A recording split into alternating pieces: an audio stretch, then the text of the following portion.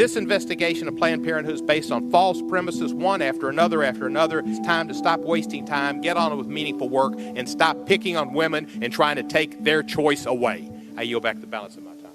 The time of the gentleman has expired.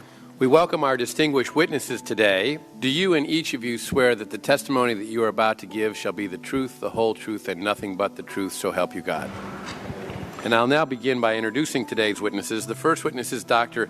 Anthony Levatino. Dr. Levatino is a board-certified obstetrician gynecologist.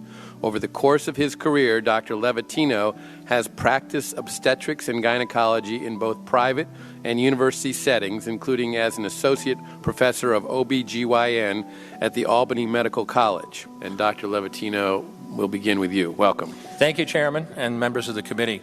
I only have 5 minutes, so I'm going to get right to it. Second trimester D&E abortions performed between roughly 14 and 24 weeks of gestation. Your patient today is 17 years old. She's 22 weeks pregnant.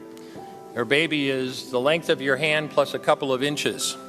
And she's been feeling her baby kick for the last several weeks, but she's asleep on an operating room table. You walk into that operating room scrubbed and gowned, and after removing laminaria, you introduce a suction catheter into the uterus. This is a 14 French suction catheter.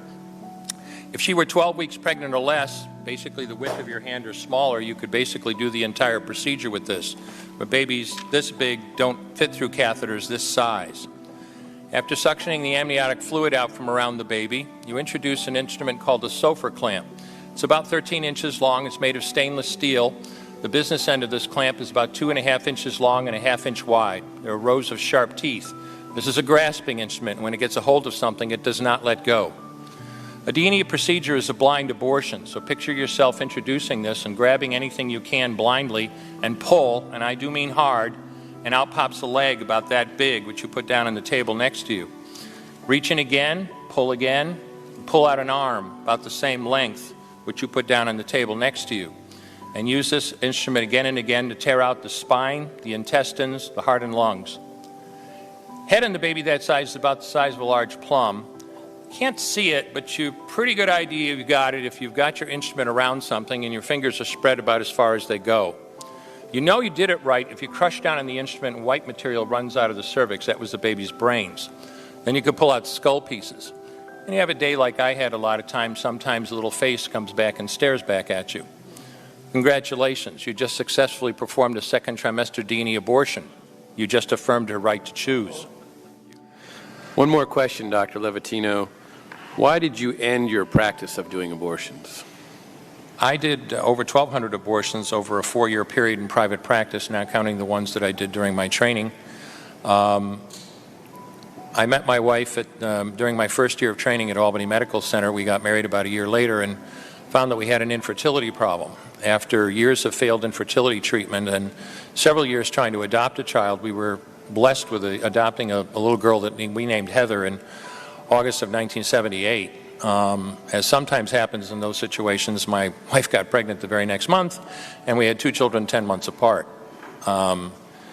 2 months short of my daughter Heather's 6th birthday, she was killed in an auto accident and literally died in her arms in the back of an ambulance.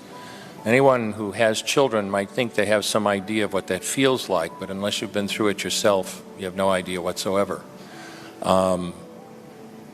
I know people find it hard to believe, but what do you do after disaster? You bury your child and then you go back to your life.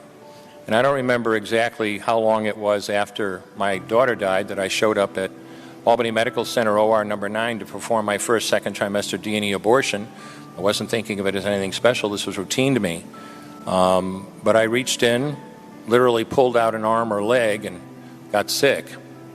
You know, earlier on I described stacking up body parts on the side of the table. It's not to, gross people out, to use a simple term.